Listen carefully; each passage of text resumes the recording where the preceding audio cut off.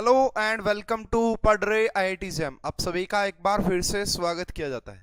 तो भाई कैसे हो आप सभी बच्चे और कैसे चल रही है आप सभी की प्रिपरेशन।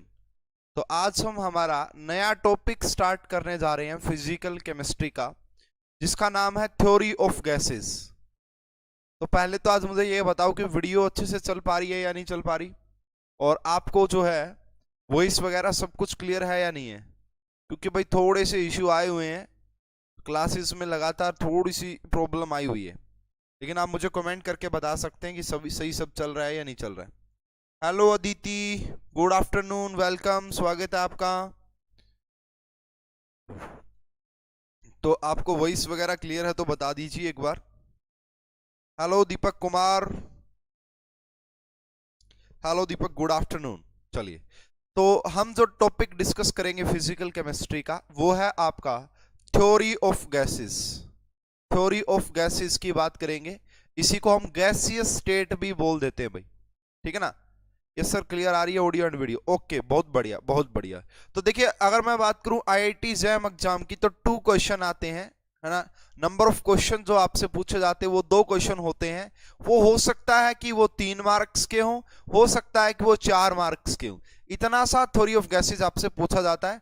क्वेश्चन किस लेवल के आते हैं, क्या सिलेबस है, उसका डिस्कशन पहले हम जरूर करेंगे यहाँ पे। तो देखिए, सबसे पहले चलते हैं जी ऑफिशियल सिलेबस पे, कि ऑफिशियल सिलेबस हमें क्या कहता है, हमें क्या क्या पढ़ना है इस टॉपिक में। तो अगर आप ऑफिशियल सिलेबस को विजिट करते हैं तो यहाँ पे लिखा हुआ थ्योरी ऑफ गैसेस, यहाँ पे लिखा equation of state for ideal and non ideal. यानी कि आपको यहाँ पे आइडियल गैस इक्वेशन पढ़नी है एंड रियल गैस इक्वेशन भी पढ़नी है। नॉन आइडियल का मीनिंग होता है रियल गैस इक्वेशन भी पढ़नी है। रियल गैस इक्वेशन को ही हम वांडरवाल गैस इक्वेशन भी बोलते हैं, ठीक है। तो वांडरवाल गैस इक्वेशन काफी डिटेल में पढ़नी है।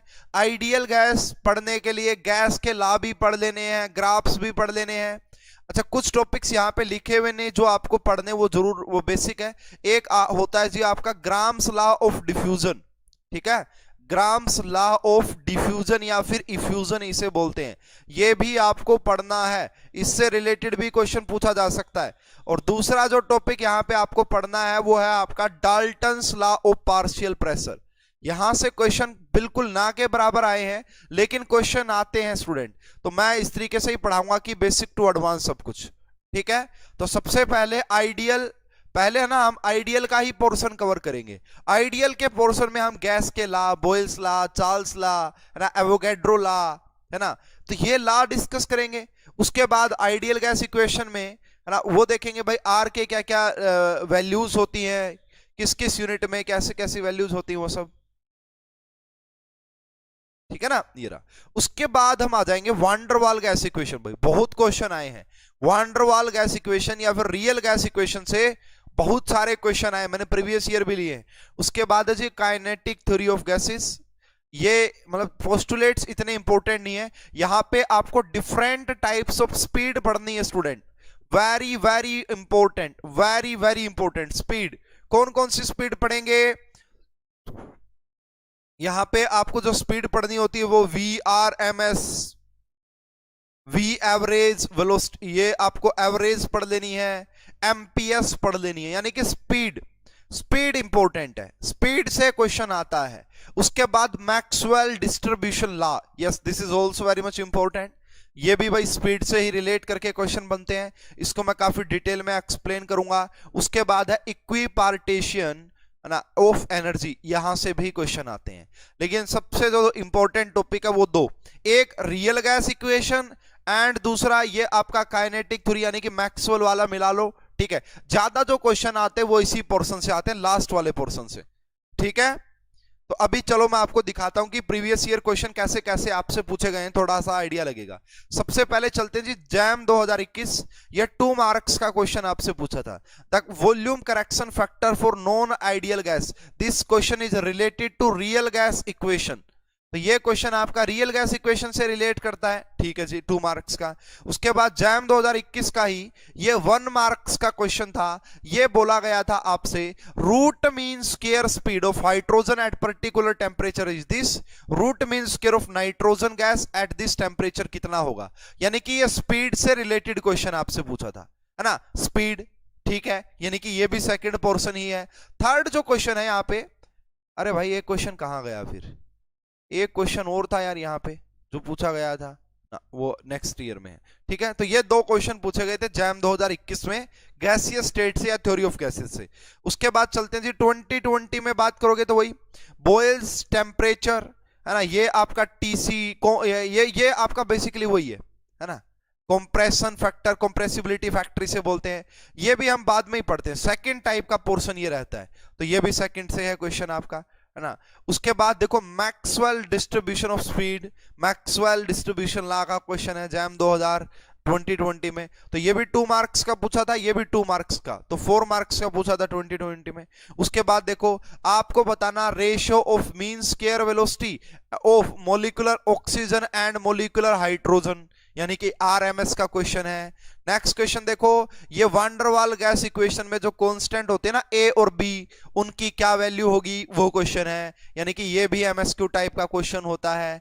नेक्स्ट क्वेश्चन देखो, behaviour of Cl2 is ideal gas, तो ये बाद का ही है, आइडियल गैस के बाद का ही टॉपिक का क्वेश्चन है ये भी, है ना, ये भी 2 मार्क्स का। उसके बाद आपको यहाँ पे देखो इक्वी पार्टीशन ऑफ एनर्जी से भी क्वेश्चन आए हैं आपका, ठीक है। उसके बाद आइडियल गैस, ये एक बेसिक सा क्वेश्चन पूछा गया था आइडियल गैस से रिलेटेड, बहुत ही इजी क्वेश्चन है, फॉर्मूला बेस्ड क्वेश्चन है, ठीक है। उसके बाद आगे चलोगे तो मोल फ्रैक्शन का ये क्वेश्चन पूछा गया, ये भी बहुत इजी क्वेश्चन है जैम 2017 का। उसके बाद आगे बढ़ते हैं, आपका देखो फिर से वही क्वेश्चन आ गया कि ये जो वांडरवाल कांस्टेंट होते हैं ना ए और बी, जैसे अगर आपको सरफेस का याद हो, सरफेस में जब मैं आपको पढ़ा रहा था ना कि जो एडजॉर्प्शन होता है वो आपका डायरेक्टली प्रोपोर्शनल, वो डिपेंड करता है नेचर ऑफ एडजॉर्बेट, एंड वहां पे मैंने बोला था कि एडजॉर्प्शन उतना ज्यादा होगा जितना टीसी ज्यादा होगा, ये बात याद है आपको। अब ये टीसी क्या होता है यहां पे पढ़ेंगे, टीसी का फॉर्मूला भी मैंने वहां पे आपको लिखवाया था, TC is equal to 27A, and यहां पे लिखवाया था शायद आपका आरबी, ऐसा करके कुछ फॉर्मूला होता है इसका, वो डिस्कस करेंगे। कहने का मतलब है कि ए और बी की वैल्यू यूनिट किन किन फैक्टर पे डिपेंड करती है, बहुत ज्यादा इंपॉर्टेंट टॉपिक है, तो मोस्टली क्वेश्चन। उसके बाद kinetic theory of gases, most probable speed, ठीक है जी, कोई प्रॉब्लम नहीं है, इक्विपार्टीशन वाला प्रिंसिपल आ गया। उसके बाद ये देखो रहा excluded volume of the molecular real gas equation का क्वेश्चन है, ये भी आपका स्पीड पूछी है, आरएमएस स्पीड का क्वेश्चन है, ठीक है। ये आपका मोलर इक्विपार्टीशन प्रिंसिपल का क्वेश्चन है, इजी सा कंसेप्ट होता है। एवरेज स्पीड का क्वेश्चन है, देखो आपको एक बात तो समझ में आ गई, ये रियल गैस इक्वेशन देखो, वांडरवाल गैस इक्वेशन, ठीक है, और ये इक्विपार्टीशन वाला आ गया फिर से, ये वांडरवाल गैस इक्वेशन आ गई फिर से। एक बात समझ में आ गई स्टूडेंट, एक बात ये है कि सबसे इंपॉर्टेंट जो क्वेश्चन आते हैं यहाँ पे, वो या तो स्पीड से रिलेटेड होते हैं या फिर आपका रियल गैस इक्वेशन से रिलेटेड होते हैं, ठीक है ना। लेकिन अगर डायरेक्ट उन पे चलेंगे तो काफी चीजें समझ में आने वाली नहीं है, हम बिल्कुल बेसिक से स्टार्ट करते हैं। और सबसे पहले हमें इस चैप्टर में आपको जाना पड़ेगा, तो पहला लेक्चर हम स्टार्ट कर रहे हैं बेसिक, पहले आइडियल गैस को समझेंगे अच्छे से, and unit conversion is the most important की। यूनिट कन्वर्जन आपको आना चाहिए, यूनिट कन्वर्जन के बिना बात बनने वाली नहीं है। और ये जो यूनिट कन्वर्जन है स्पेशली इस चैप्टर में नहीं, पूरे चैप्टर में ही काम आने वाला है, पूरी फिजिकल केमिस्ट्री में। अभी तक मैंने ज्यादा डिटेल में पढ़ाया नहीं था यूनिट कन्वर्जन, हालांकि बाद में एक अलग से वीडियो भी बना देंगे यूनिट कन्वर्जन की, लेकिन अभी देखिए अब हम यहाँ पे बात करते हैं भाई, जो भी कोई गैस होती है ना, कोई भी अगर गैस रही होगी तो उसकी कुछ मेजरेबल प्रॉपर्टीज, कुछ मेजरेबल उसकी क्या होती हैं, प्रॉपर्टीज होती हैं। तो गैस की क्या क्या मेजरेबल प्रॉपर्टीज होती है जिनको हम मेजर कर सकते हैं। तो सबसे पहले हम बात करेंगे measurable properties of gas, measurable properties of gas, gas की क्या क्या प्रॉपर्टी हैं जो कि मेजर की जा सकती है, ठीक है ना। तो देखो भाई गैस का हम मास मेजर कर सकते हैं, एक तो गैस का मास को कैसे मेजर करेंगे भाई, गैस का मास इस तरीके से मेजर किया जाएगा भाई, जो भी आपका कंटेनर जो भी रहा होगा, मान लो यहां पे देखो कुछ इस तरीके से, एक एक बात पढ़ेंगे गैसेस क्या होती हैं भाई, वो मुझे बताने की, इतना बेसिक पढ़ाने की तो जरूरत है नहीं। देखिए होता है क्या ना, मैटर सबसे पहले हमारे पास था, थोड़ा सा आइडिया दे देता हूं स्टूडेंट्स, कोई बात नहीं, बहुत सारे स्टूडेंट ऐसे होंगे जिनको बेस ज्यादा ना पता हो, क्या पता। देखो सबसे पहले ना मैटर हमारे पास आया था, मैटर का मीनिंग होता है anything which occupy space and have some mass, ऐसी कोई भी थिंग जिसका कुछ मास और वो कुछ स्थान घेरती है उसको मैटर बोलते हैं। उसके बाद हमने मैटर को क्लासिफाई कर दिया ऑन द बेसिस ऑफ, किसके बेसिस पे? देखिए एटम का जो स्मॉलेस्ट यूनिट होता है, जो स्मॉलेस्ट पार्टिकल होता है ना, सॉरी, मैटर का जो स्मॉलेस्ट यूनिट होती है, स्मॉलेस्ट पार्टिकल होता है, उसे हम एटम बोलते हैं। उसे हम क्या बोलते हैं? स्मॉलेस्ट यूनिट को एटम बोला जाता है। बहुत सारे एटम से मिलकर ही एक मैटर बनता है। अगर कोई मैटर है तो उसके अंदर एटम होगा। अब ये जो एटम्स होते हैं ना, इनके बीच में क्या होती है? Force of attraction. इसी फोर्स ऑफ अट्रैक्शन के हिसाब से हमने मैटर को डिवाइड किया किस किस के अंदर? सॉलिड के अंदर। उसके बाद हमने इसको डिवाइड किया लिक्विड के अंदर। उसके बाद हमने इसको डिवाइड किया गैसेस के अंदर। हालांकि हमारे पास दो और स्टेट होती हैं, Bose Einstein state and plasma, वो हमारे लिए ज्यादा इंपॉर्टेंट नहीं है। तो गैस में क्या होता है? जो एटम्स के बीच में जो फोर्स ऑफ अट्रैक्शन होता है, एटम्स के बीच में जो फोर्स ऑफ अट्रैक्शन होता है वो आपका मिनिमम होता है। बिल्कुल भी फोर्स ऑफ अट्रैक्शन नहीं होता, ठीक है ना, मिनिमम होता है। और इनके बीच में जो स्पेस होता है ना, एटम्स के बीच में, देखो फोर्स जितना कम होगा ना, स्पेस उतना ज्यादा होगा। फोर्स जितना कम होगा ना, स्पेस उतना, फोर्स जितना कम स्पेस उतना ज्यादा। तो यहां पे जो स्पेस होता है एटम्स के बीच में वो मैक्सिमम होता है। देखिए भाई, आप गैस के दो पार्टिकल लो, आप उसको कितने बड़े रूम में डाल दो, वो एक उस कोने में मिलेगा, एक उस कोने में मिलेगा। क्यों? क्योंकि उनके बीच में जो फोर्स ऑफ ट्रैक्शन वो मिनिमम। ये थोड़ी सी गैस की बात मैंने बता दी है, ठीक है, आपको थोड़ा सा आइडिया जरूर लग गया होगा, हालांकि बहुत ही बेसिक था। तो गैस का मास कैसे मेजर किया जा सकता है? देखो यार, सिंपल सा तरीका ये है कि आप एक एम्प्टी बॉक्स ले लो, है ना, आप एक खाली बॉक्स ले लो। देखो भाई, पहले दो लेक्चर जो होंगे वो बेसिक होंगे, मैं आपको पहले ही बता रहा हूं। एग्जाम मतलब एग्जाम में क्वेश्चन नहीं आएंगे, लेकिन ये कंसेप्ट समझने के लिए आपको आने चाहिए, ठीक है। जो मेन क्वेश्चन है ना आपके एग्जाम में जो स्पेशली आए हैं, बाकी अगर एमएससी एंट्रेंस दोगे ना, ये इंपॉर्टेंट है उनके लिए, पहले दो लेक्चर भी। और पहले दो इंपॉर्टेंट है, मैं ऐसे कहूंगा कि क्वेश्चन नहीं आएगा ऐसा जरूर नहीं, आ सकता है क्वेश्चन, ठीक है ना, कहीं से भी क्वेश्चन आ सकता है। तो ये आपका भाई W1 ग्राम यानी कि वेट हो गया। ये मान लो हमने इसका देखा और इसके अंदर से हमने गैस पास करवा दी, इस बॉक्स में हमने एक गैस को डाल दिया। अब जैसे ही गैस को डालेंगे हमारे पास अब जो कंटेनर का जो वेट है, अब यहाँ पे गैस भी आ चुकी है इसके अंदर, तो इसका जो वेट है वो W ग्राम हो गया होगा, कुछ न कुछ इंक्रीज डिक्रीज हुआ होगा। तो अगर आपसे पूछा जाए कि बताओ वेट ऑफ गैस क्या होगा, तो वो हो जाएगा आपका W माइनस W1। भाई इस कंटेनर गैस डालने के बाद जितना वेट है और माइनस कर देंगे एम्प्टी से, तो आ जाएगा हमारे पास। और ये जो वेट है ना, इसको हम ग्राम में ही डिस्कस करते हैं भाई। इसकी जो यूनिट होती है ना वेट की, मास की जो यूनिट होती है वो हम ग्राम में ही डिस्कस करते हैं। अगर यहाँ पे बात करूं मैं, मोल्स ऑफ गैस किसके इक्वल हो गए, तो वो होते हैं आपका given weight of gas and इसको डिवाइड कर देते हैं मोलिकुलर वेट ऑफ गैस। जो मोल्स होते हैं वो भी हमें पता होता है कैसे क्या निकालते हैं। चलो यहां तक इसमें कोई खास यूनिट कन्वर्जन का काम होता नहीं है। यस, सेकंड जहां पे जिसकी यूनिट्स आपको ध्यान रखनी है वो इंपॉर्टेंट हो सकता है आपके लिए, वो है आपका volume of the gas. Second जो मेजरेबल क्वांटिटी है, मेजरेबल जो प्रॉपर्टी है वो है वॉल्यूम। अब वॉल्यूम क्या होता भाई? जो भी कंटेनर की वॉल्यूम होती है वही गैस की वॉल्यूम होती है, क्योंकि गैस को आप डालोगे ना तो वो पूरे कंटेनर के अंदर फैल जाने वाली है, ठीक है। Space occupied by the substance, volume of gas is nothing but volume of the container, है ना। लेकिन खास बात यह है कि कंटेनर खाली होना चाहिए तभी बोलेंगे हम। अगर कंटेनर बिल्कुल खाली है तो उसकी जो वॉल्यूम होती है वही आपका गैस की वॉल्यूम होती है, ठीक है। तो volume of container is equal to volume of gas. Volume of container is volume of gas, volume of gas if container is empty, if container is empty, अगर आपका कंटेनर खाली है तो, अगर कंटेनर खाली है तो।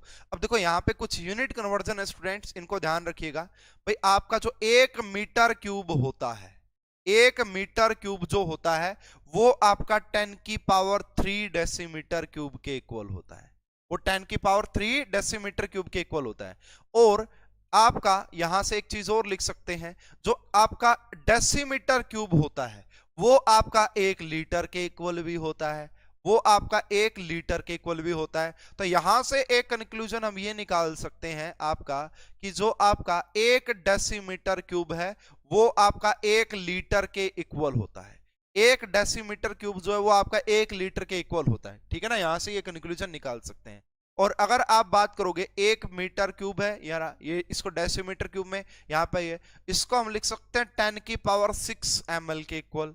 ये तो सभी को पता होता, बिल्कुल बेसिक ही होता है ना। इसी को है ना 1 ml को ही हम लिख सकते हैं 1 सेंटीमीटर क्यूब, है ना। 1 ml को ही हम लिख सकते हैं 1 सेंटीमीटर क्यूब। तो यहां से ये बात पता लग गई कि भाई जो सेंटीमीटर यानी कि 1 ml is equal to 1 centimetre cube के इक्वल होता है ना। ये यूनिट कन्वर्जन है स्टूडेंट्स।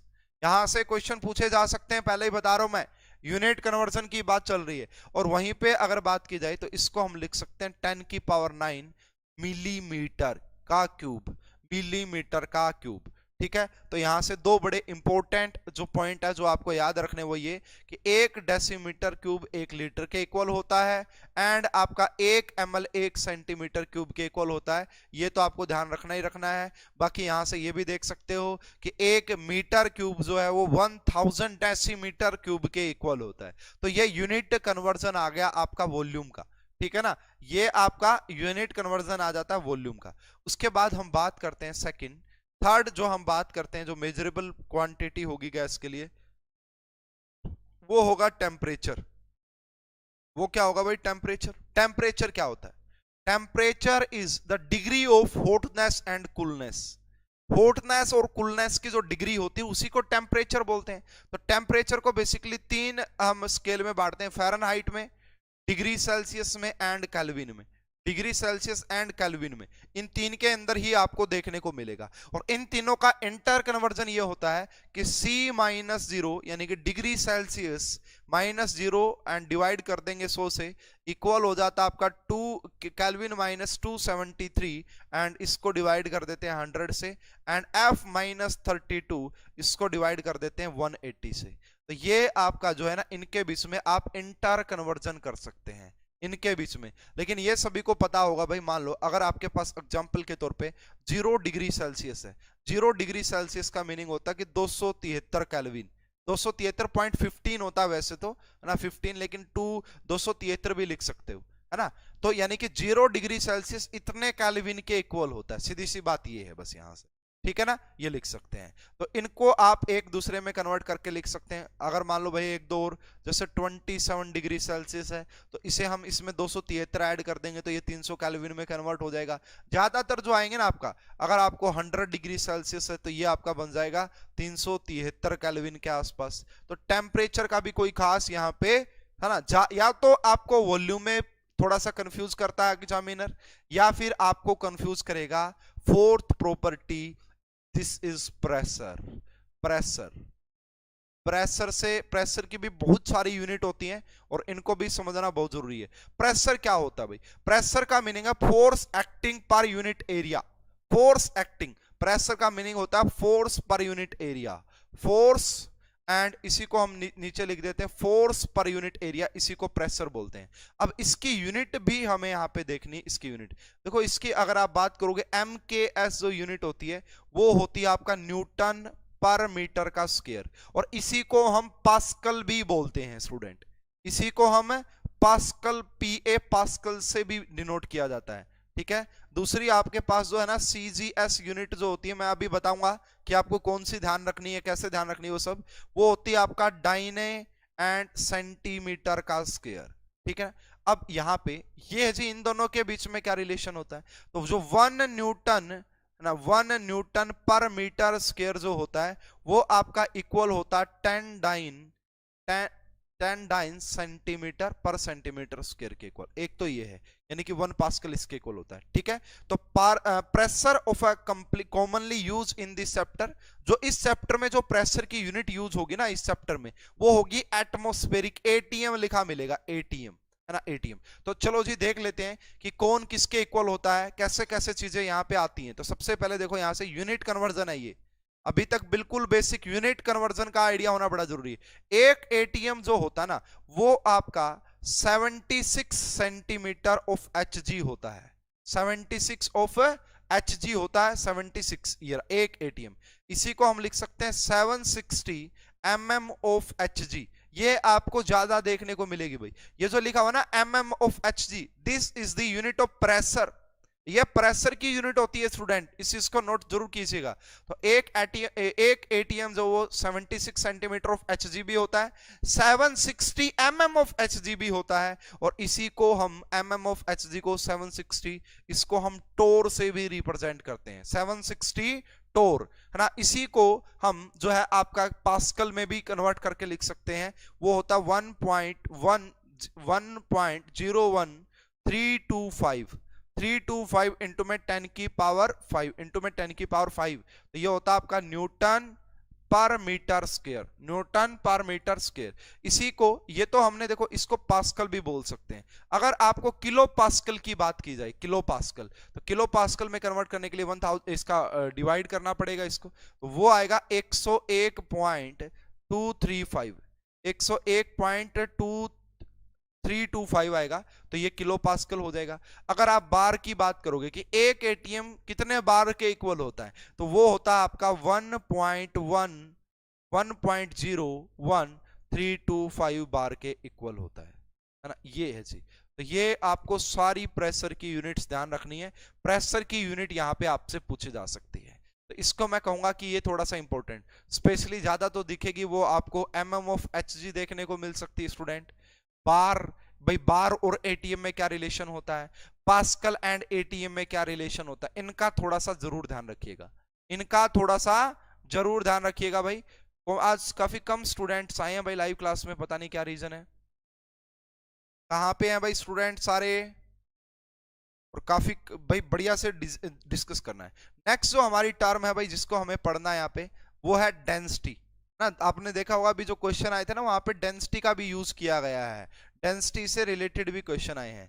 तो डेंसिटी का मीनिंग तो यही होता है जी, मास पर यूनिट वॉल्यूम ना, मास पर यूनिट वॉल्यूम।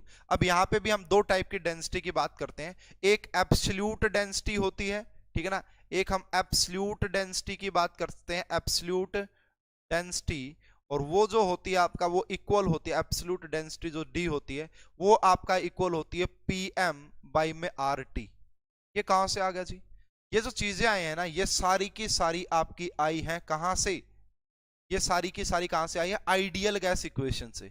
अब ये आइडियल गैस इक्वेशन क्या होती है, PV is equal to NRT, PV is equal to NRT को ही आइडियल गैस इक्वेशन बोलते हैं, वहीं से हमने निकाला है, क्योंकि इसका मीनिंग होता है आपका मास पर यूनिट वॉल्यूम। इसकी जो यूनिट है वो आप ले सकते हैं ग्राम पर लीटर, इस टाइप से ले सकते हैं।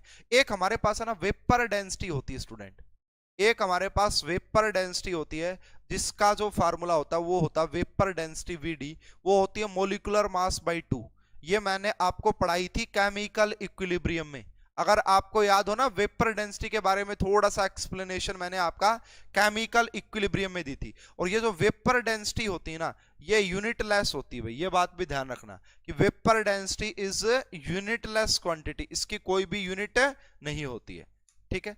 तो ये कुछ बेसिक यूनिट कन्वर्जन था जो आपको पढ़ना है यहाँ पे, वो मैंने आपको पढ़ा दिया, बेसिक यूनिट कन्वर्जन था। चलो जी, अब हम बात करते हैं नेक्स्ट, हमारे गैस के कुछ लॉज होते हैं, ठीक है ना। तो गैस के कुछ लॉज होते हैं तो उनकी बात करेंगे, गैस लॉज की हम बात करेंगे, ठीक है ना। ये बेसिक है भाई आपका, ये भी हमें पढ़ना ही होता है, इनसे रिलेटेड कई बार ग्राफ से रिलेटेड क्वेश्चन आ जाएंगे। हालांकि जैम 2011 से लेके 21 तक कोई क्वेश्चन नहीं आया गैस के लॉ पे, लेकिन पढ़ाना बनेगा भाई। तो सबसे पहला जो लॉ हम पढ़ते हैं, देखिए गैस के लॉ में हम क्या करते हैं, जो हमारे पास चार जो मेजरेबल क्वांटिटी है मेजरली, कौन कौन सा, pressure, volume, temperature and moles, यानी कि अमाउंट, इनमें से क्या करते हैं ना, किन्हीं भी दो को कांस्टेंट कर देते हैं, मोस्टली में मोल्स कांस्टेंट करते हैं, और बाकी दो का रिलेशन जानते हैं, बाकी दो को रिलेट करके देखते हैं। भाई मान लो आपने अमाउंट फिक्स कर दिया, यानी कि मोल फिक्स कर दिए, और आपने टेम्परेचर कांस्टेंट कर दिया, और फिर आपने देखा कि वॉल्यूम बढ़ाने पे प्रेशर पे क्या इफेक्ट पड़ रहा है, उन्हीं को हम लॉ बोलते हैं, ये एक्सपेरिमेंटल लॉज हैं सारे। तो सबसे पहला जो हमारे पास गैस का लॉ आया था उसका नाम होता है जी आपका बॉयल्स लॉ। तो ये बॉयल्स साइंटिस्ट का ही नाम है, तो इन्होंने एक लॉ दिया था अपना। तो आओ जी देखते हैं बॉयल्स ने क्या बोला हमें। तो स्टेटमेंट ये थी, for a given amount of gas, अगर ये बात लिख दी ना, चलो मैं एक डेफिनेशन लिख भी देता हूं, for a given amount of gas, for a given amount of gas, for a given amount of gas at a constant temperature है ना। अब देखो दो चीजें फिक्स कर दी है, at for a given amount of gas का मतलब मोल फिक्स कर दिए, एट अ कांस्टेंट टेम्परेचर का मतलब टेम्परेचर भी फिक्स कर दिया, at a constant temperature pressure of any gas is inversely proportional to, pressure of any gas, pressure of any gas is inversely, inversely proportional, inversely proportional to the its volume. लो जी, ये सबसे पहला ला था। उन्होंने बोला भाई अगर आपने अमाउंट फिक्स कर दिया है और आपने टेम्परेचर फिक्स कर दिया है, तो अगर आप प्रेशर को बढ़ाओगे, अरे यार देखो डेली लाइफ में सीख सकते हैं इस बात को ना, डेली लाइफ से सीख सकते हैं। बाकी भाई देखो आइडियल गैस, कोई भी गैस है ना रियलिटी में आइडियल होती नहीं है, ये सारे अजम्पशन है। क्या कोई स्टूडेंट आइडियल होता है? क्या कोई टीचर आइडियल होता है? क्या कोई पेरेंट्स आइडियल होते हैं? नहीं। आइडियल का मतलब 100%, 100% कोई नहीं है ना। लेकिन इसको आप थोड़ा सा ऐसे समझ सकते हैं, मान लो भाई यहाँ पे अब इसकी वॉल्यूम कितनी नजर आ रही है आपको, मैं मान लेता हूं कि ये आपका 100 ml है। अब यहाँ पे प्रेशर मैं मान लेता हूं भाई, प्रेशर देखो, अब मान लो आपने एक्स्ट्रा प्रेशर जैसे ही अप्लाई करवाया, यहां से ऊपर से इस ढक्कन को दबाया, तो ये वॉल्यूम आपका यहाँ पे आ गई।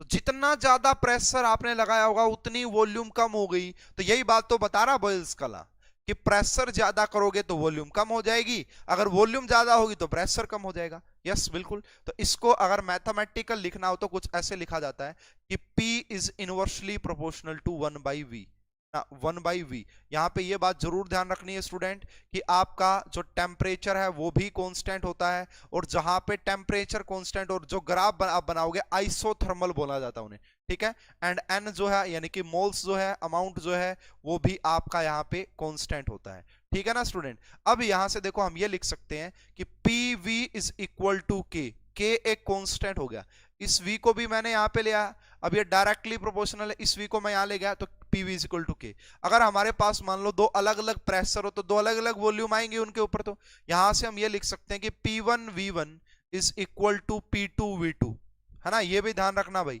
P1V1 is equal to P2V2, ये भी आपके लिए इंपॉर्टेंट होगा। अगर आपके पास पहले प्रेशर इतना था, उस दौरान वॉल्यूम इतनी थी, अगर आपने इतना प्रेशर बढ़ा दिया तो बताओ वॉल्यूम कितनी होगी इस टाइप से।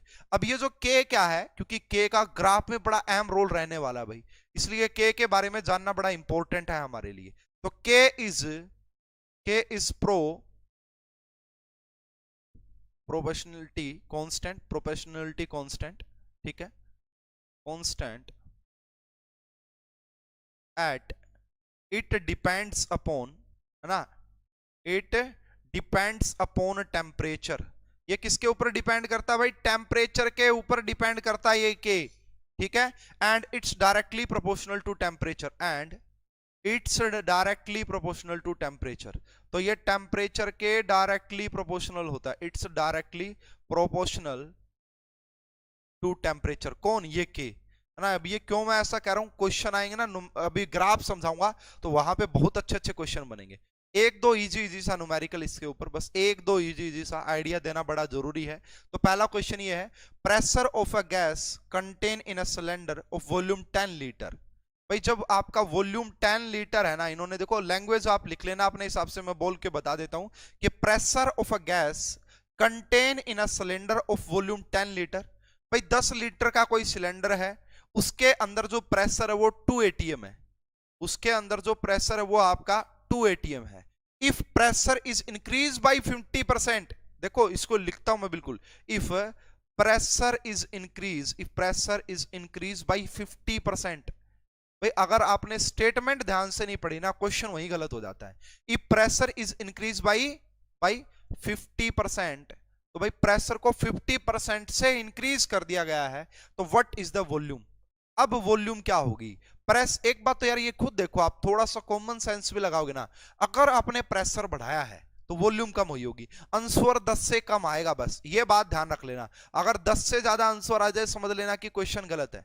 अब देखो फॉर्मूला वैसे तो मैंने अभी अभी पढ़ाया है कि P1V1 is equal to P2V2, तो P1 कितना है 2, V1 कितना है 10। अब बात ये आती कि ये कितना होगा, ये कितना होगा।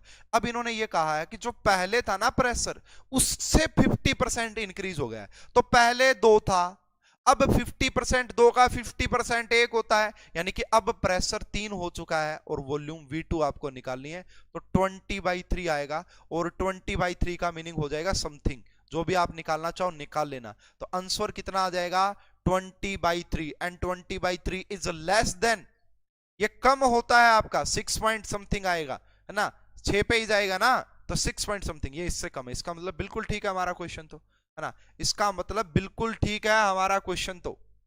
ठीक है ना स्टूडेंट, कर लोगे इसको? ये भाई इजी क्वेश्चन है, देखो इजी। एक और बहुत अच्छा क्वेश्चन पूछा जा सकता है आपसे यहीं पे, मैं थोड़ा थोड़ा आइडिया आपको जरूर देता चलूंगा।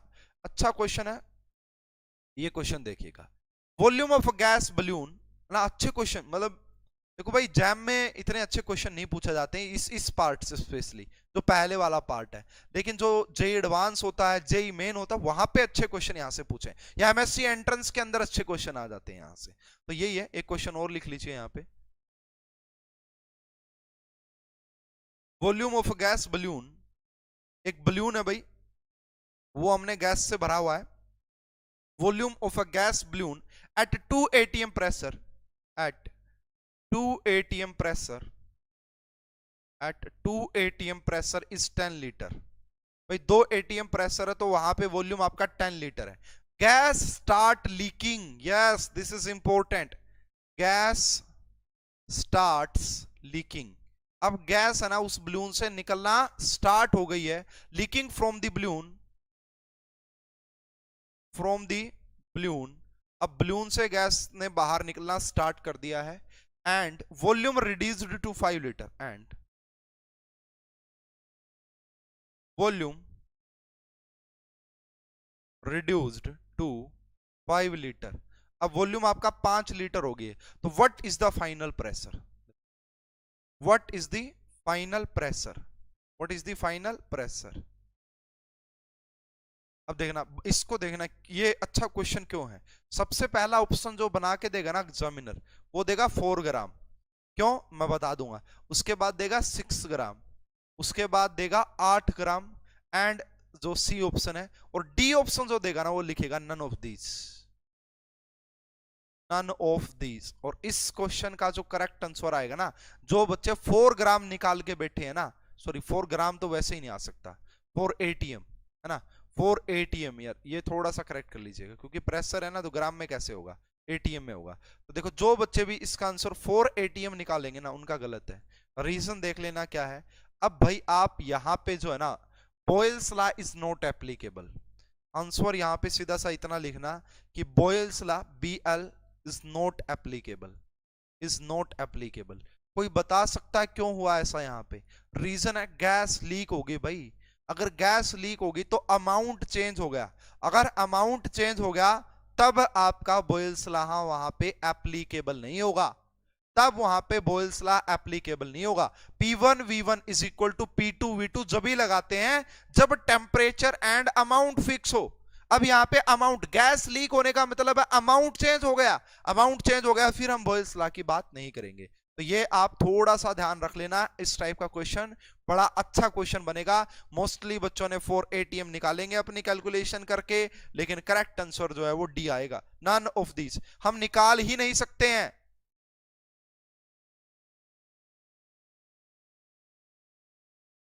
समझ गए मेरी बात को? समझ गए। उसके बाद देखो भाई कई बार परसेंटेज से रिलेटेड क्वेश्चन आ जाते हैं इजी, तो एक छोटा सा और बता देता हूं यार, मन कर रहा है कि भाई थोड़ा सा बढ़ा ही दें डिटेल में। हालांकि यहाँ से क्वेश्चन कम आते हैं, पहले 2-3 क्लासेस होंगे उनसे, मतलब वो एग्जाम ओरिएंटेड तो नहीं है लेकिन वो टॉपिक ओरिएंटेड है, आपको थोड़ा सा पढ़ना चाहिए। यहाँ जैम में नहीं तो किसी और एंट्रेंस में पूछा जाता है। Calculate percentage change in pressure if, calculate percentage change in pressure if percentage change in volume is 25%. calculate percentage change in pressure। तो आपको प्रेशर में परसेंटेज चेंज निकालना है। Calculate percentage change in pressure if percentage change in volume is 25%। If percentage change in volume is 25%। देखो भाई अब कैसे करोगे, हमारे पास यहाँ पे 2 ऑप्शन बन सकते हैं, 2 पॉसिबल। एमएसक्यू टाइप में ये क्वेश्चन आ जाएगा ना, मजा आ जाएगा। एमएसक्यू टाइप में अगर ये क्वेश्चन आ जाएगा ना, मजा आ जाएगा, ये बता रहा हूं पहले। एमएसक्यू टाइप में परसेंटेज चेंज, भाई वॉल्यूम को आपने ना 25% से चेंज किया। अब इन्होंने बताया नहीं कि बढ़ाया है या घटाया है, तो दोनों पॉसिबिलिटी मान के चलना। एमएसक्यू टाइप में बनते हैं ऐसे क्वेश्चन, एमएसक्यू टाइप के। तो पहली पॉसिबिलिटी तो देखो ये है कि भाई आपने वॉल्यूम को माना V1, पहली पॉसिबिलिटी आपको वॉल्यूम को माना V1, और जब भी परसेंटेज का क्वेश्चन हो 100 मान लेना। तो अब आपका ये होगा, तो पहले मैं मान लेता हूं कि वॉल्यूम इंक्रीज हो गई, तो इंक्रीज होगी तो कितनी हो गई होगी, 125 हो गई होगी। मैं मान लेता हूं कि 25% इंक्रीज हो गई। प्रेशर P1 कितना रहा होगा, 100। अब आपको निकालना P2। तो भाई सीधी सी बात है, अगर वॉल्यूम इंक्रीज हुई तो प्रेशर कम हुआ होगा, और फार्मूला लगा भी दो, P1 V1 is equal to P2 V2, है ना। तो P1 कितना है, यहाँ पे भी 100 है, ये भी 100 हो गया। P2 कितना है निकालना है, और ये कितना हो गया 125। तो अगर सोल्व करोगे 25 पे 4 पे जाएगा, अगर यहाँ पे सोल्व करोगे तो 5 पे जाएगा, इसको सोल्व करोगे तो ये जाएगा 20 पे। तो P2 कितना आ गया 80, P2 कितना आ गया 80। बट आपसे परसेंटेज चेंज पूछा है स्टूडेंट, तो परसेंटेज चेंज कितना हुआ जब आपका वॉल्यूम इंक्रीज हुआ, तो परसेंटेज चेंज कितना हुआ 80, है ना। तो परसेंटेज चेंज कितना हुआ, चेंज कितना हुआ है भाई, पहले 100 था, अब कितना है 80, तो कितने का चेंज हुआ 20 का, और कितने में से 80, इसमें से 100 से मल्टीप्लाई करेंगे तो करेक्ट आंसर आ जाएगा 20%। यानी कि देखो, अगर आप वॉल्यूम को 25% बढ़ाओगे ना, तो प्रेशर 20% डिक्रीज कर जाएगा, प्रेशर 20% डिक्रीज कर जाएगा। क्या मेरी बात को समझ पाई? ये देखो, ये बहुत अच्छे क्वेश्चन है स्टूडेंट, ये है ना। आ जाते हैं ऐसे क्वेश्चन, मतलब एमएससी एंट्रेंस वगैरह में या जैम में भी पूछ लेगा। आइडियल गैस तो लिखा हुआ है, तो गैस के ला पढ़ने पड़ते हैं उसके लिए हमें, है ना। उसके बाद अगर मैं बात करूं नेक्स्ट, मान लो अब यहाँ पे आप दूसरा केस यहाँ पे ये ले सकते हो कि वॉल्यूम अगर आपका 100 थी, तो अब वॉल्यूम आपका 25% डिक्रीज भी हो सकती है। अब एग्जामिनर ने ये थोड़ी नहीं बोला है कि इंक्रीज ही करवानी है। तो अब देखो, अगर वॉल्यूम डिक्रीज हुई तो प्रेशर पक्का इंक्रीज हुआ हुआ देख लेना चाहिए आप कैलकुलेशन करके। तो यहां पे आप करोगे 100 इंटू में 100, एंड यहां पे आप करोगे P2 इंटू में 75, 25 पे ये 3, यहां पे 4, इसको जब सोल्व करोगे तो P2 आ जाएगा आपका 400 बाई में 3, ठीक है, 133 पॉइंट समथिंग, 133 पॉइंट समथिंग। तो देखो इंक्रीज हो गया ना। तो परसेंटेज चेंज निकालना हो, कितने का चेंज हुआ है 33.3 का, कितने में से 100 में से मल्टीप्लाई कर दो 100 से, करेक्ट आंसर आ जाएगा 33.3% प्रेशर इंक्रीज कर जाएगा। क्या कर जाएगा, इंक्रीज। क्यों, क्योंकि वॉल्यूम आपने डिक्रीज की है, क्योंकि आपने वॉल्यूम को डिक्रीज किया है। ठीक है भाई, एक क्वेश्चन होमवर्क दे देता हूं स्टूडेंट, ठीक है, करवाने का तो मन है ये चीजें, लेकिन ज्यादा नहीं पूछी जाती, इसलिए मैं सिलेक्टेड चीजें पढ़ाऊंगा, वो आपके लिए ज्यादा बेनिफिशियल रहेगा। ठीक है, एक क्वेश्चन मैं आपके लिए होमवर्क दे देता हूं, आप इसको ट्राई कर लीजिएगा, क्वेश्चन ये बहुत अच्छे लेवल का है। ठीक है, volume of a gas cylinder containing 10 marble, है ना। देखो लिखो क्वेश्चन को, volume of a gas, volume of a gas cylinder, volume of a gas cylinder containing 10 marble, 10 marble है, यानी कि 10 पत्थर टाइप से आप लगा लो, marble, at 1 atm pressure is 1 liter, at 1 atm pressure, at 1 atm pressure is 1 liter, तो वो कितना आपका 1 लीटर है। when pressure is increased by 100%, when pressure is increased by 100%, जब आपने प्रेशर को 100% से इंक्रीज कर दिया है, new volume become, new volume, new volume become 625 ml, 625 ml। ठीक है, अब आपको बताना calculate volume of each marble, calculate volume of each marble. तो ये क्वेश्चन आप अटेम्प्ट कीजिएगा, नेक्स्ट क्लास में मैं आपका इसको सोल्व करवा रहा हूँ, ठीक है ना, ये आपके लिए होमवर्क है। नेक्स्ट अब बात करते हैं भाई ग्राफिकल रिप्रेजेंटेशन क्या होगी, बॉयल्स लॉ के ग्राफ कैसे कैसे बनेंगे, और ग्राफ से रिलेटेड भी क्वेश्चन आ जाते हैं भाई अच्छे, पहले ही बता रहा हूं। तो देखो सबसे पहला जो यहाँ पे हम ग्राफ्स की बात कर रहे हैं, तो सबसे पहला ग्राफ तो सीधा सा ही है जी आपका, अगर आपको बोल दिया जाए कि P versus 1/V, P versus 1/v का ग्राफ बताइए क्या होगा, P वर्सेस 1/v का ग्राफ बताइए क्या होगा। तो वो ग्राफ आता है जी डायरेक्टली प्रोपोर्शनल। क्यों? क्योंकि P V के इनवर्सली प्रोपोर्शनल है, बट 1/v के तो डायरेक्टली प्रोपोर्शनल ही है ना, ठीक है। और यहां पे जो आपका स्लोप होता है इस ग्राफ का जो स्लोप होगा वो आपका k होता है, k, ठीक है। और k किसके ऊपर डिपेंड करता है वो मैंने आपको बताया था। देखो अब इसी से रिलेटेड बहुत अच्छा क्वेश्चन कैसे पूछा जाता है आपसे, देखना स्टूडेंट ध्यान से। अच्छा क्वेश्चन है भाई, ये मैं बता रहा हूं ना, जो बहुत बढ़िया क्वेश्चन। अब यहां से आपसे बोला गया है कि P वर्सेस 1/v का ये ग्राफ है, P वर्सेस 1/v का ये ग्राफ है। अब तीन अलग अलग कर्व दे दिए आपको यहाँ पे, एक ये दी है, ठीक है, एक ये दे दी है और एक ये दे दी है, ये तीन कर्व दे दिया आपसे। बोला है कि इसके लिए जो आपका जो है T1 है प्रेस टेम्परेचर, यहाँ पे T2 है एंड यहाँ पे T3 है। तो आपसे पूछा गया कि what is the relation between T1 T2 and T3, what is the relation between T1 T2 and T3, इनमें से क्या रिलेशन है। तो देखो स्टूडेंट, मैंने अभी अभी जस्ट बताया कि जो आपका इस ग्राफ का जो स्लोप होता है वो K होता है, और मैंने आपको क्या बताया था कि T is directly proportional to K, जो टेम्परेचर वो K के डायरेक्टली प्रोपोर्शनल होगा। तो देखो यहाँ पे सबसे ज्यादा जो एंगल नजर आ रहा है वो इसका एंगल और कम, और इसका एंगल तो बिल्कुल और कम। जितना एंगल कम होगा उतना स्लोप कम होगा, और जितना स्लोप कम हो जाएगा उतना ही टेम्परेचर कम हो जाएगा। तो यहां पे क्या रिलेशन आती है, T1 सबसे बड़ा होगा, फिर T2 होगा एंड फिर आपका T3 होगा, फिर आपका T3 होगा, because T is directly proportional to K, because T is directly proportional to K। Students, क्या आपको ये समझ में आ रहा है, क्या आपको ये समझ में आ रहा है, ठीक है। तो ये आपका भाई अच्छा क्वेश्चन बन सकता है, ऐसे क्वेश्चन मैं आपको कल और भी करवा दूंगा बहुत सारे, ठीक है। नेक्स्ट अगर हम बात करें थर्ड टाइप का जो ग्राफ आएगा, वो थोड़ा सा अच्छा क्वेश्चन पूछा जा सकता है आपसे। ये जो ग्राफ आप देख पा रहे हैं ये किस किस के बीच का आ गया, प्रेशर वर्सेस वॉल्यूम। अब ये जो ग्राफ होता है ना, ये आपका रेक्टेंगुलर शेप का आता है, रेक्टेंगुलर हाइपरबोला बोलते हैं इसे। इसे क्या बोला जाता है इस टाइप के ग्राफ को, इसको हम बोलते हैं रेक्टेंगुलर हाइपरबोला। क्यों? देखो यहां पे बात ये हो रही है कि अगर आप वॉल्यूम को इंक्रीज कर रहे हो तो प्रेशर डिक्रीज कर रहा है, अगर प्रेशर को डिक्रीज कर रहे हो तो वॉल्यूम इंक्रीज कर रही है, और ये सही रिप्रेजेंट कर रहा है इस चीज को। और यहां पे ये जो ग्राफ होता है ना, ये वाला जो ग्राफ आया, इसको आइसोथर्म भी बोला जाता है, आइसोथर्म। क्यों क्यों बोला जाता है आइसोथर्म? बिकॉज यहां पे टेम्परेचर कांस्टेंट होता है। इस पॉइंट पे आप टेम्परेचर ले लीजिए, चाहे इस पॉइंट पे टेम्परेचर ले लीजिए। यहां पे अगर टेम्परेचर T1 था, अगर यहां पे आपका टेम्परेचर T2 है, तो ये दोनों एक दूसरे के इक्वल होते हैं, ये दोनों एक दूसरे के इक्वल होते हैं। इस टाइप के ग्राफ पे आइसोथर्म इसे बोला जाता है, ठीक है। इसके ऊपर बेस्ड भी एक न्यूमेरिकल एक ग्राफिकल क्वेश्चन मैं आपको जरूर करवाना चाहूंगा ना, वो भी अच्छा क्वेश्चन बन सकता है। तो वो कैसे आएगा जी, यहां से देखिएगा वो कैसे आएगा। अगर मान लो कल को ऐसा ही ग्राफ आ जाए, आपके पास तीन कर्व दी रहे, pressure versus volume, pressure versus volume, और यहाँ पे तीन अलग अलग कर्व दे देगा एग्जामिनर आपको कि ये कर्व हो गई जी एक, उसके बाद दूसरी ग्रीन कलर की दे देगा ये कर्व होगी जी, और तीसरी रेड कलर की दे देगा ये कर्व होगी जी। ये तीन कर्व दे देगा आपको प्रेशर वर्सेस, और यहाँ पे लिख देगा कि इसका जो टेम्परेचर वो T1, इसका जो टेम्परेचर वो T2, और इसका जो टेम्परेचर वो T3। ऐसे क्वेश्चन मैंने आपको एक जगह और भी करवाए थे भाई, बताओ कहां पे करवाए थे?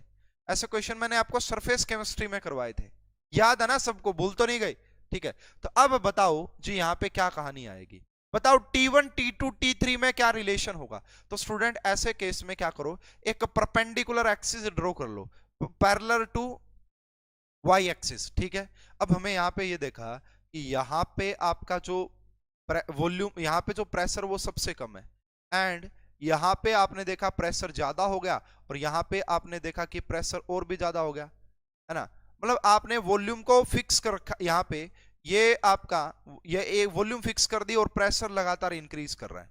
अब आपको एक बात सोचनी चाहिए, समझनी चाहिए, वो क्या है उसको देखिएगा। अब मैंने आपको बताया था यहाँ पे कि जो P होता है ना, P जो आपका, एक मिनट, ये ग्राफ मैंने थोड़ा सा इसको ना दूसरे तरीके से बना लेते हैं। यहाँ पे हम ना वॉल्यूम इसके पैरेलल क्रिएट कर देते हैं, इसके पैरेलल कर लो यार, इसको थोड़ा सा समझना आसान हो जाएगा हमारे लिए। ये कर लो, यानी कि आपने प्रेशर को कांस्टेंट कर दिया है, कोई और बना लो यार, कोई प्रॉब्लम तो यहां पे देखो आपने प्रेशर को कांस्टेंट कर दिया है, यहाँ पे वॉल्यूम, यहाँ पे आपकी वॉल्यूम और ज्यादा हो गई, और यहाँ पे तो वॉल्यूम आपका और भी ज्यादा हो गई। तो होता ये है कि हमें पता है कि P इज इक्वल टू के इंटू में 1/v होता है ना। तो यहां से जो आपका वॉल्यूम होता है ना, वॉल्यूम अगर आप वहां पे लेके जाओगे, अगर यहाँ पे आपने प्रेशर को फिक्स कर दिया, देखो अगर आपने यहाँ पे प्रेशर को फिक्स कर दिया है यानी कि ये कांस्टेंट हो चुका है, तो जो वॉल्यूम है ना वो आपका के इक्वल आ जाती है, वॉल्यूम आपका के इक्वल आ जाती है, ठीक है। तो जितनी ज्यादा वॉल्यूम उतना ज्यादा के, और जितना ज्यादा के उतना ज्यादा टेम्परेचर। तो इसका आंसर आ जाएगा T2 is greater than T1 and greater than T2 and greater than ये T3 सबसे ज्यादा, फिर T2, फिर T1। किसी को अगर ये चीजें समझ में नहीं आ रही है तो पूछ सकता है भाई, किसी को अगर ये समझ में नहीं आ रहा है तो पूछना आपका हक बनता है, आप पूछ सकते हैं, मैं समझाऊंगा, लेकिन पूछना तो आपको ही पड़ेगा।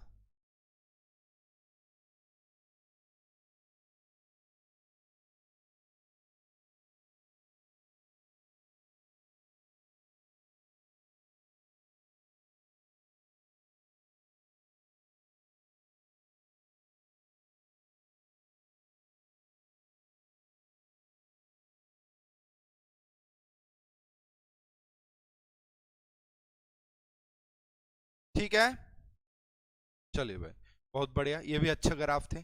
उसके बाद एक दो ग्राफ और डिस्कस करते हैं। एक ग्राफ आप बना सकते हो पीवी वर्सेस पी। तो पीवी खुद एक कांस्टेंट टर्म होती है, तो प्रेशर के साथ ये वेरी करने वाली नहीं है। अगर ये ग्राफ आपका प्रेशर वर्सेस पीवी के बीच में बनाया जाएगा तो ये आएगा आपका ऐसे करके, है ना, क्योंकि पीवी खुद एक कांस्टेंट बन जाएगा, ठीक है, पीवी एक खुद कांस्टेंट बन जाता है। उसी प्रकार अगर आप पीवी वर्सेस वॉल्यूम का बनाओगे वो भी ऐसे ही आ जाएगा, वो भी आपका ऐसे आ जाएगा। हाँ, अगर आप यहाँ पे ग्राफ बनाते हो, ये वाला ग्राफ जरूर देख लीजिए स्टूडेंट, ये सारे बॉयल्स लॉ के ग्राफ है, ये सब बॉयल्स लॉ के ग्राफ है, तो ग्राफ बनाने आने बड़े जरूरी है यहाँ पे। तो ये हो गया जी आपका log P versus log V। अगर log P versus log P का ग्राफ बनाओगे तो वो फिर आपका कुछ इस प्रकार से आ जाता है, ऐसे ऐसे करके आए, ठीक है ना। क्यों? क्योंकि हमें पता है कि P इज इक्वल टू के इंटू 1/v होता है। अगर आप दोनों जगह log लोगे तो ये बनेगा आपका log P, ये बनेगा log K, एंड माइनस क्या बना देंगे यहाँ पे log V बनाएंगे, है ना। समझ पा रहे हो मेरी बात को? तो ये y हो गया, ये आपका ये आपका c हो गया, ये आपका x, और इंटरसेप्ट यहाँ पे 1 हो जाता है, ठीक है ना। तो ये ग्राफ है भाई, कुछ देख लेना। तो थे ये आपका फर्स्ट जो है गैस का लॉ था, जिसका नाम बॉयल्स लॉ होता है। बॉयल्स लॉ का मीनिंग यही होता है कि आपने यहाँ पे टेम्परेचर एंड अमाउंट को फिक्स रखना है, तो pressure is inversely proportional to volume. बस इतनी सी बात यहाँ पे आपको ध्यान रखनी थी, ठीक है। और बाकी मैंने अच्छे अच्छे क्वेश्चन, अच्छे अच्छे ग्राफ आपको ऑलरेडी बता दिए हैं। सेकंड टाइप्स ऑफ जो लॉ होता है हमारे पास, वो थे जी आपके चार्ल्स नाम के साइंटिस्ट, ठीक है, चार्ल्स लॉ जिन्हें बोलते हैं। तो चार्ल्स लॉ ने भी कोई चीज कांस्टेंट रखी होगी और बाकी दो के बीच में रिलेशन देखा होगा। तो यहाँ पे क्या होता है, for a given amount of gas at constant pressure, यहाँ पे प्रेशर कांस्टेंट होता है, ठीक है ना। For a given amount, for a given amount of a gas at a constant pressure. अब यहाँ पे प्रेशर को कांस्टेंट रखना है, वॉल्यूम और टेम्परेचर के बीच में रिलेशन को देखना है, ठीक है। Of a gas at constant pressure, volume of any gas is directly proportional to temperature. Volume of any gas is directly proportional to temperature, absolute temperature, ठीक है ना। ये रहा। तो यहाँ पे सीधी सी बात अब ये कहेंगे जी, तो वॉल्यूम होती है, volume is directly proportional to temperature, ठीक है। यहाँ पे n यानी कि मोल्स एंड टेम्परेचर दोनों कांस्टेंट होते हैं। V is equal to K T भी लिख सकते हैं, K आपका कांस्टेंट हो गया भाई, यहाँ पे आपका K जो है वो कांस्टेंट हो जाता है, ये बात ध्यान रखिएगा। एंड जो K होता है वो आपका इनवर्सली प्रोपोर्शनल होगा प्रेशर के। यहाँ पे ये जब ग्राफ बनाएंगे वहां पे ये पॉइंट काम आएगा, इसको नोट कर लीजिएगा। अब अगर मान लो आपके पास दो अलग अलग वॉल्यूम और टेम्परेचर हो तो V1/T1 हो जाएगा, क्योंकि अब ये नीचे आएगा तो यहाँ पे हो जाएगा आपका V2/T2, ये आप ध्यान में रखिए। और ऐसी कर्व जहां पे प्रेशर कांस्टेंट हो, प्रेशर जहां पे कांस्टेंट होता है, ऐसी कर्व को हम आइसोबारिक कर्व बोलते हैं, आइसोबारिक। ठीक है, तो यहाँ पे अगर आप ग्राफ बनाना चाहते हैं तो इसका जो ग्राफ बना सकते हैं, पहला तो यही ग्राफ बन जाएगा यहाँ पे, volume versus temperature. Volume versus जो टेम्परेचर होता है एट कांस्टेंट प्रेशर, वो डायरेक्टली प्रोपोर्शनल आएगा। और यहाँ पे इस टाइप की जो कर्व होती है उसे हम आइसोबारिक कर्व बोलते हैं, या आइसोबार, मतलब जहां पे प्रेशर कांस्टेंट होता है, जहां पे प्रेशर कांस्टेंट होता है। ठीक है ना हीरा। उसके बाद इससे रिलेटेड वही भाई एक दो और मैं आपको क्वेश्चन करवाना तो चाहूंगा ही इसके ऊपर भी। ये यहां से लिया, ये यहां से लिया। ठीक है, तो ये आपका वॉल्यूम, यहाँ पे आपका टेम्परेचर। ठीक है, तो यहाँ पे मान लो भाई तीन अलग अलग कर्व दे दे एग्जामिनर बना के, ये एंड ये। अब आपसे पूछा जाए यहाँ पे कि अगर ये आपका P1 है, अगर ये आपका P2 है, अगर ये आपका P3 है, तो what is the relation between P1, P2 and P3। देखो यार, एक तरीका तो सिंपल सा ये है, एक तरीका तो सिंपल सा ये है। यहाँ पे मान लो कि आप यहाँ से ये डाल दो जी, ये डाल दिया। अब ये जैसे ही आपने डाला तो आपने देखा कि यहाँ पे वॉल्यूम कम है, यहाँ पे वॉल्यूम ज्यादा है, यहाँ पे तो वॉल्यूम और भी ज्यादा है। तो वॉल्यूम जो होती है ना बेसिकली प्रेशर के इनवर्सली प्रोपोर्शनल होती है। अगर इस पॉइंट पे वॉल्यूम सबसे ज्यादा है तो ये प्रेशर सबसे कम रहा होगा। अगर इस पॉइंट पे वॉल्यूम सबसे ज्यादा तो ये प्रेशर सबसे कम रहा होगा। यही यहां पे होता भी है कि P3 is greater than P2 is greater than P1। ये यहां पे आपका प्रेशर का रिलेशन आ जाता है, ये यहां पे आपका प्रेशर का रिलेशन आ जाता है। ठीक है भाई। अब देखो यहाँ पे भाई थोड़ा सा एक एब्सोल्यूट जीरो टेम्परेचर की भी बात की जाती है, उसका मीनिंग क्या होता है वो मैं अब ज्यादा डिटेल में नहीं जाऊंगा, लेकिन थोड़ा सा जरूर बताऊंगा। यहाँ चार्ल्स लॉ की बात कर रहे हैं तो वो ये होता भाई आपका, अगर डिग्री सेल्सियस स्केल की बात करें, डिग्री सेल्सियस स्केल की अगर बात करें तो उसकी बात मैं यहाँ पे कर रहा हूँ। वो ये हो जाएगा कि जो VT होता है वो इक्वल होता है V0 एंड 1 प्लस, ठीक है, T/273, T/273 इसको हम बोलते हैं 2।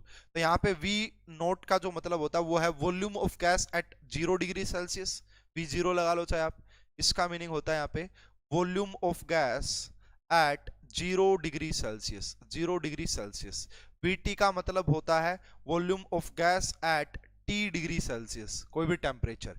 और यहाँ पे T का जो मीनिंग होता है वो जीरो, वो टेम्परेचर जो है आपको वो डिग्री सेल्सियस में ही लेना होता है।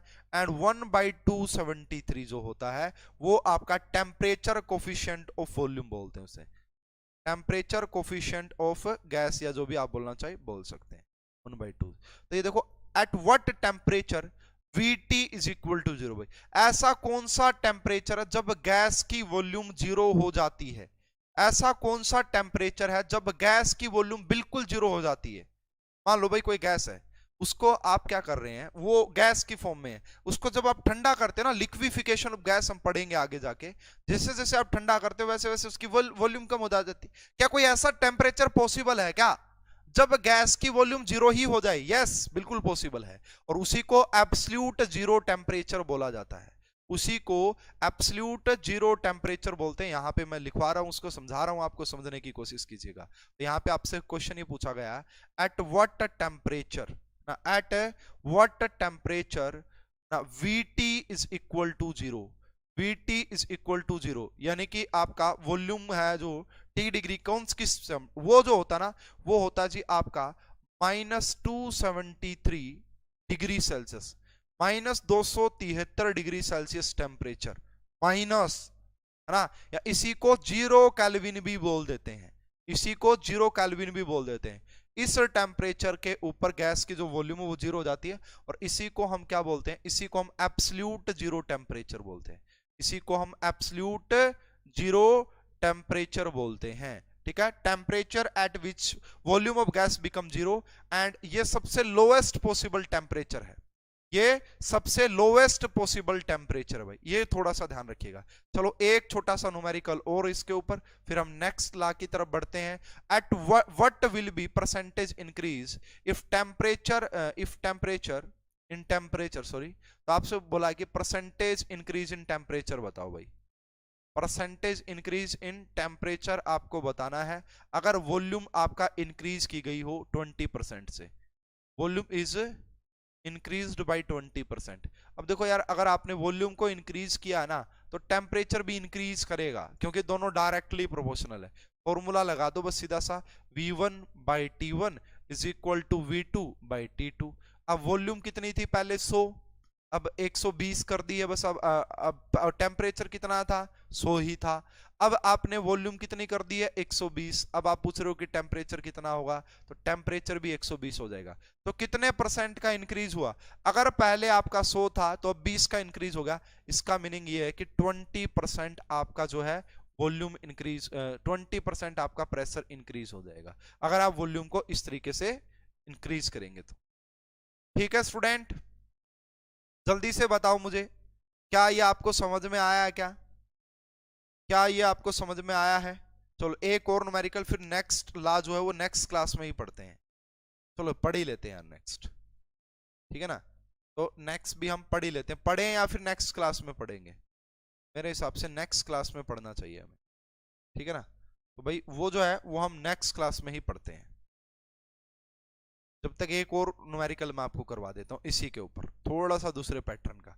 वो ये है, volume of gas at T degree Celsius, volume of a gas T degree Celsius, temperature यहां पे, volume of a gas T degree Celsius is 20 litre, 20 litre है, 20 litre. When the temperature of gas is increased by 50%, 50 degree Celsius, when temperature of the gas, when temperature of the gas increases by 50 degree Celsius at a constant pressure। अब constant pressure लिखते ही समझ जाएंगे कि this is related to Charles law, बस ठीक है। तो volume increase by 25%। अब ये भी बता दिया जो वॉल्यूम है वो इंक्रीज हो गई है, वॉल्यूम इंक्रीजेस बाय 25%। भाई अगर प्रेशर को इंक्रीज करोगे तो वॉल्यूम तो इंक्रीज होगी। तो कहा कि calculate the value of T, calculate value of T, वो टेम्परेचर बताओ इनिशियली कितना था, इनिशियली कितना था। अब यहाँ पे जो है ना वही वाला जो फॉर्मूला लगेगा जो मैंने लास्ट में आपको बताया था। तो पहले वॉल्यूम कितनी थी, पहले वॉल्यूम कितनी थी 20 लीटर। तो V2 कितना, टेम्परेचर कितना था पहले? तो देखो यहाँ पे टेम्परेचर जो आप लोगे ना वो केल्विन में लोगे, तो T तो था ही था, प्लस में आप 273 केल्विन लोगे, ठीक है 273। अब V2 कितनी हो जाएगी? देखो V2 बोला कि 25% इंक्रीज कर गई, 20 का 25% होता है आपका इंक्रीज बाई 20 का 25% का मतलब होता है 1/4, 5 इंक्रीज कर गई होगी, क्योंकि 20 का 1/4 5 होता है और 5 इंक्रीज यानी कि 25 हो गई, 25। तो T2 जो हो जाएगा आपका, अब इन्होंने कहा है कि वो 50 डिग्री सेल्सियस से इंक्रीज कर गया, 50 डिग्री सेल्सियस से। तो देखो T प्लस में 50 डिग्री करोगे, अब इसको आपने कन्वर्ट करना पड़ेगा 273 में। ये देखो प्लस में ये तो रहेगा ही रहेगा, और इसको और कन्वर्ट करो, इसको और कन्वर्ट करोगे, जब कन्वर्ट करोगे तो ये कितना हो जाएगा आपका T प्लस में 323 केल्विन, T प्लस में 323 केल्विन। तो ये V1 ये T1, ये V2 ये T2, दोनों को डिवाइड कर लेना, और जब फाइनल आंसर निकालोगे ना आप T का ना, दोनों को V1 T1 बाई से, तो टेम्परेचर -73 डिग्री सेल्सियस आएगा। कितना आएगा? यहाँ पे जो T था वो -73 डिग्री सेल्सियस आ जाए, ठीक है। इस टाइप से भी क्वेश्चन आपसे पूछे जा सकते हैं।